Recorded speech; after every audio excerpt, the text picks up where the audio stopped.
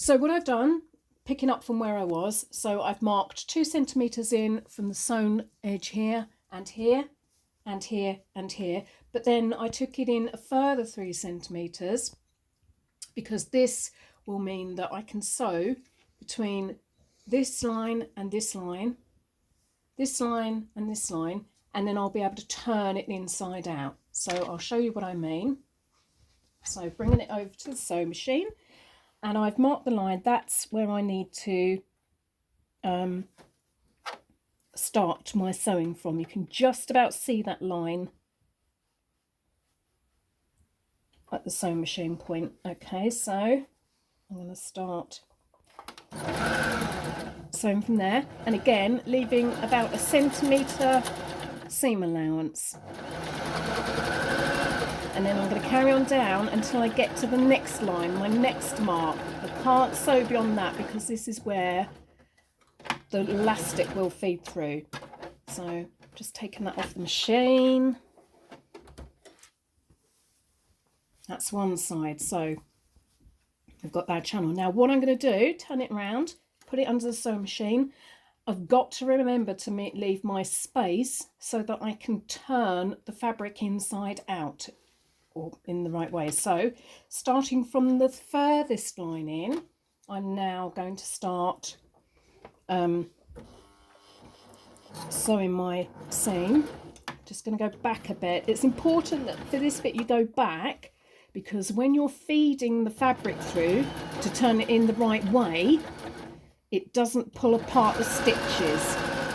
And again, looking out for my line and keeping down, sewing down to the line, and then again I'm going back a little bit and then lifting off the machine. So this is where I've done my sewing. What you now need to do is you can actually turn it in the right way through the larger gap that you have left. So that's what I'm going to do now. Can be fiddly. You could use a crochet hook or a knitting needle or something, or even a pen to help you. So turning that in the right way so that it's making it, it keeps it nice and neat. All the seams are hidden, all the raw edges of the fabric are hidden, and it looks smart from the outside. So I'm just turning that inside the right way. Just going to give that a quick shake, and I've been using a crochet hook so I can push that through and then push the corners through, right through. Don't forget you have got gaps there. That's where the elastic's going to feed through. So just be gentle when you're pushing it. Don't push everything through too hard. And also you don't want the crochet hook or whatever you're using to go through any seams. Just going to do that in the last corner. And at the moment it looks as if you've got a bit of a mini pillowcase going on. There we go. So I'm just going to lay that down so you can see that it's quite neat. Now we've now got space for our elastic to go through. What I'm doing is folding up the seams so that the raw edge, I'm tucking them inside so that the raw edge, you can't see it. So sort of tucking that in. It's a little bit fiddly. Tucking it in there, tucking it in there. And again the other side, try to keep that tucked in. Then, and I won't go through the details too much, but I'm using this elastic. It's got a proper name and I don't know what the name is, but I'm using this elastic, so it's like a tubular sort of elastic. I don't think that's the word, but anyway, right, so what I'm going to do, I'm feeding that through one end. It's tricky, but because this is quite thick, I can feel it through the fabric, so I can feed it through. If you haven't got this sort of elastic, any sort of elastic will do, as long as it's not really, really thick elastic. So I've now got that, that's just coming through the other end. So there we go. And then I'm going to do exactly the same on the other side, feed the elastic through. And because there's a larger gap at one end, it's a little bit easier, but it's just, you can feel it coming through.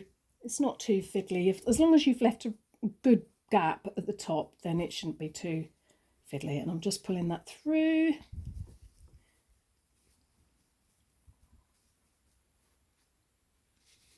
Lovely. Right, there we go. So I've now got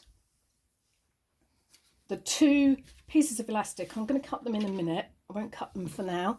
I've got the 2 pieces of elastic fed through. Now what we need to do is you don't have to do this, but I find it keeps it really neat. I'm going to pin the edges down so that I can feel the elastic and know that it's tucked right against the seam.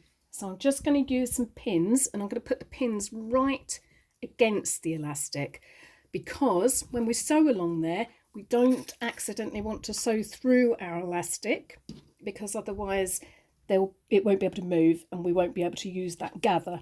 So again, I'm pushing it right up with my fingernails, right up, so that I can feel it against the inside seams. And must leave the pins in, do those at the end as well, right against the edge, just to keep it nice and neat. Turning over, I'm going to do exactly the same the other side. Just be careful that your elastic doesn't come out while you're doing it, because otherwise you'll have to go through and try and find it again. So again, I've pushed it using my fingernails right up against the inside seam, and again pinning it down.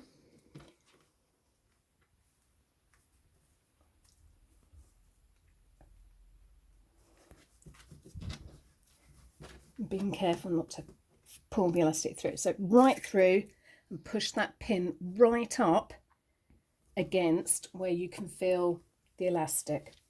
Don't pin through the elastic.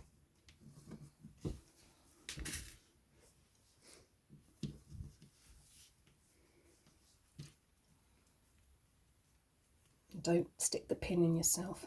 It hurts. Okay, I've just got some of my skin stuck on that.